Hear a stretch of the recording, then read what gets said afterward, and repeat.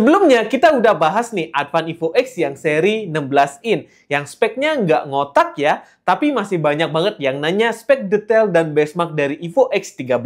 Jadi kita langsung aja bahas ya seri ini, biar teman-teman bisa pilih nih sesuai kebutuhan teman-teman, mau yang besar atau yang kecil.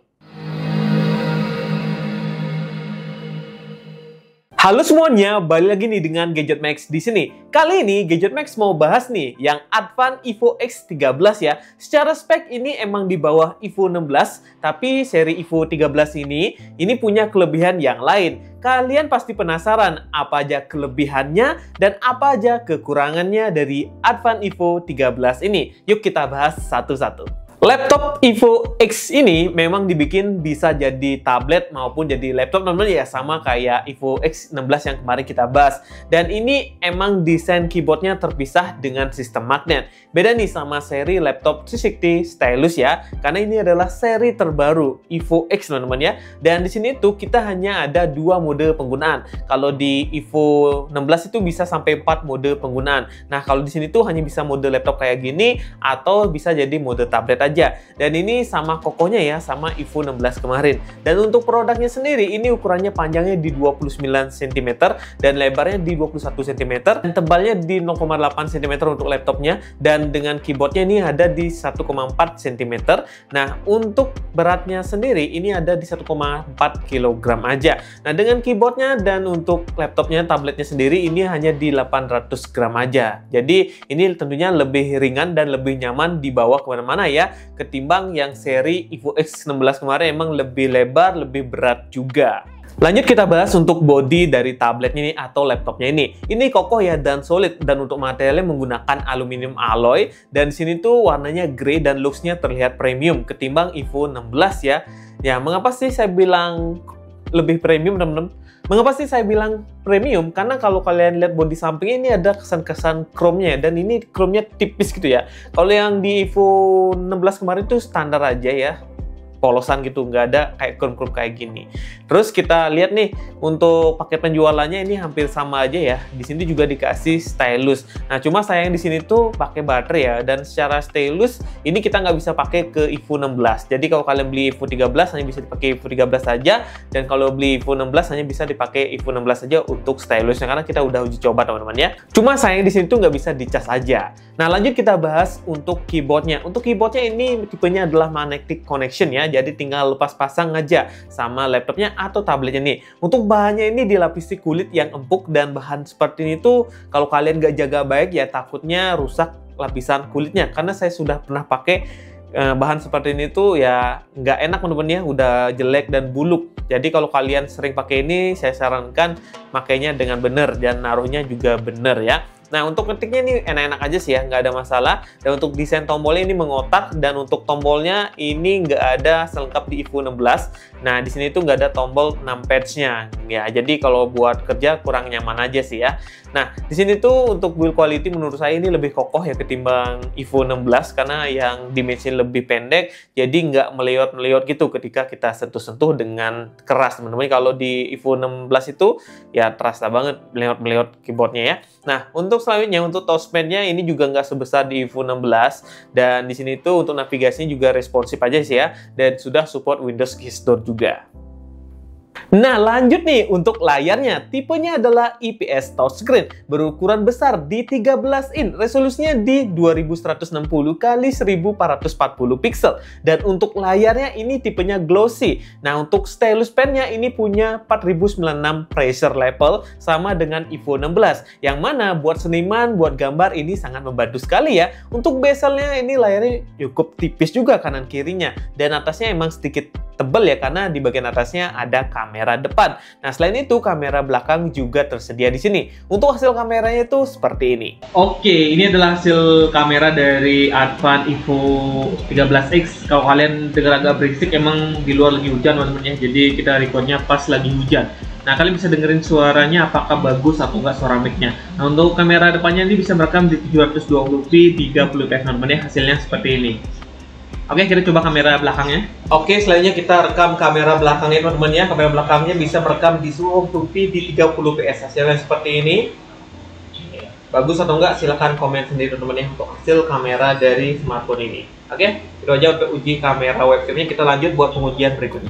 Untuk tampilannya sendiri, menurut saya ini warnanya udah enak ya. Dan menurut saya, Evo 16 dan Evo 13 ini laptop 2-in-1 layar terbaik dari Advan. Dan untuk profesional editing, foto atau video, menurut saya sedikit lebih baik di Evo 16. Sedangkan untuk Evo 13 ini belum 100% sRGB teman-teman. Kalau kita cek di website Panelux, hanya di 99% dan 76% DCI baterai dan NTSC-nya di rasio 73%. Nah, ini untuk kita cek bandingin sama Evo 16 lebih bagusan di Evo 16. Nah, buat rendering video Evo X13 ini cukup enak ya, tapi nggak seenak di Evo X16. Nah, kita uji coba render video unboxing 10 menit di Full HD pihak CapCut PC dan ini bisa sampai 15 menitan ya. Kemudian untuk multimedia ini bisa dipakai buat nonton film, bisa dipakai buat mode laptop seperti ini ya, atau dipakai sambil tiduran juga masih bisa. Dan untuk audionya ini di sini tuh sudah dual speaker ya, samping kiri sampai kanannya. Selanjutnya kita bahas untuk konektornya. Nah, di sini tuh nggak selengkap di Evo 16 ya, tapi sama-sama memiliki fungsi yang sama. Nah, di sebelah kanan ini ada dua USB Type-C dan ini belum USB 4 ya. Kalau di Evo 16 udah USB 4. Kemudian ada port DC-in. Nah, lanjut nih, sebelah kirinya terdapat jack audio dan dua buah USB 3.2 Gen 1. Untuk Wi-Fi-nya sudah Wi-Fi 5G dan di sini Bluetooth-nya masih di 5.0 ya. Lanjut kita bahas untuk performanya. Dan ini banyak banget yang nanya. Nah, dia pakai Intel N100 ya, udah 4 core dengan 4 thread-nya. Dan untuk IGP-nya ini itu menggunakan UHD grafis. OS-nya menggunakan Windows 11 original dengan RAM 12 GB dan storage-nya di 512 GB SSD NVMe PCIe 3.0. Nah, untuk speed-nya sendiri ini dapatnya di 2249 MB per second dan write-nya dapatnya di 1884 MB per second.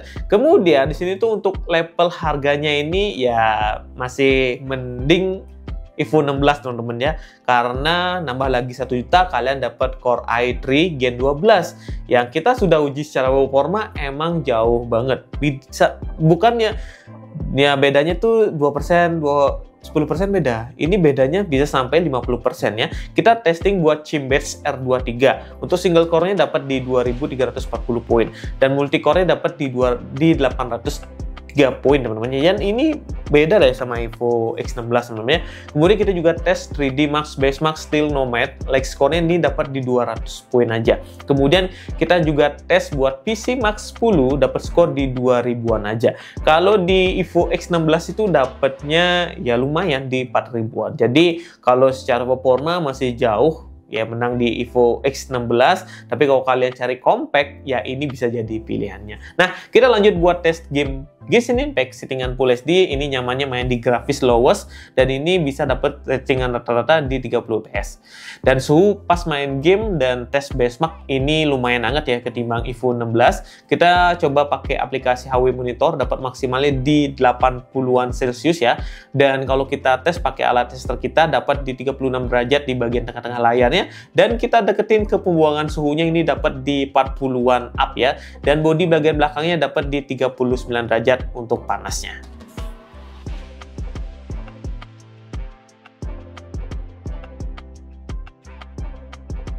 Oke, kesimpulannya gimana Bang? Apakah terbaik nih? Nah, menurut saya Advan Evo X seri 13 ini dibuat untuk teman-teman yang ingin layarnya kecil, teman-teman ya, dimensi yang compact. Nah, kalau menurut GadgetMax sih performa, kualitas layar, ketersediaan port yang canggih, dan baterai yang awet, charger yang besar itu menang di Evo X seri 16. Jomplang banget perbedaannya teman-teman ya.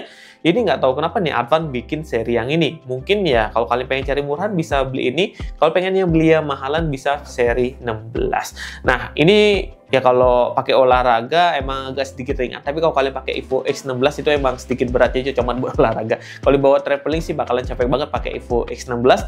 Yang ringan sih yang ini untuk traveling karena lebih ringan gitu ya. Nah gitu aja. Saya sih udah kasih tahu Advan buat bikin yang 10 inch, 8 inch itu ya, biar ada pesaingnya untuk Cui itu ya. Ya, produk Cui.